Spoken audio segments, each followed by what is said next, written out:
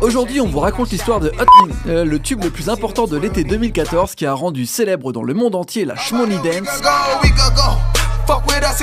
ainsi que son auteur Bobby Shmurda, avant qu'il ne termine en prison quelques semaines plus tard. Au départ, il y a Meek Mill. En 2011, il explose avec I'm a Boss et son instrumental qu'il hurle comme une sirène de police. Ce son si particulier vient du producteur Jalil Beats, qui va en faire sa marque de fabrique. Fin 2011, propose une autre instru dans le même genre à Meek, mais le rappeur en a marre, il cherche autre chose. L'envoie alors à Lloyd Banks du G-Unit, le poteau de 50 Cent, qui en fera Jackpot en février 2012. Un titre de pur rap new-yorkais qui passe inaperçu.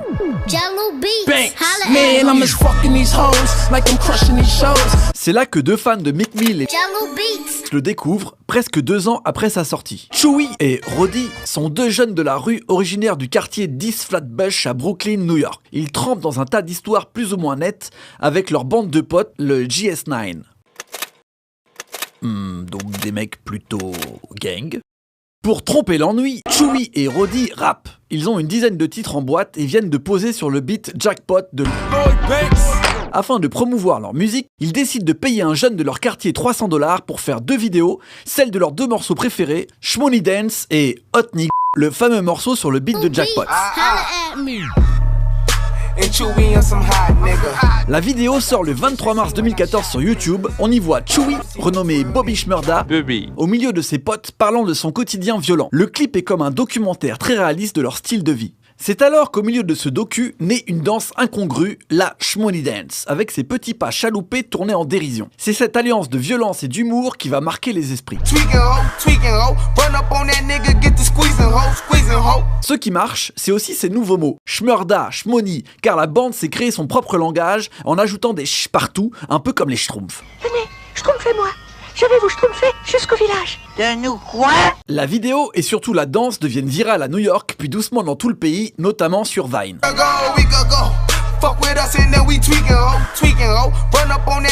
C'est alors que le producteur de G-Unit, et donc de Lloyd Banks, tombe dessus. C'est bon, ça de bon schtroumpf. Subjugué par l'énergie, il décide de les signer sur Epic Records et ça donne une audition épique.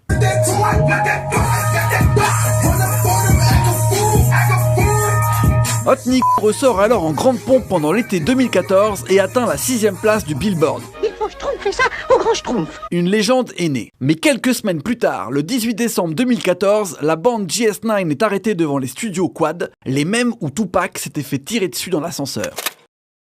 La police s'est servie de la vidéo d'Hot Nigga pour monter le dossier.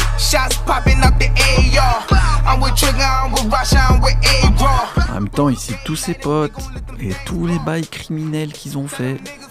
Des armes, la drogue. Depuis, Bobby est en prison pour conspiration et port d'armes prohibées. La Shmoney est endormie.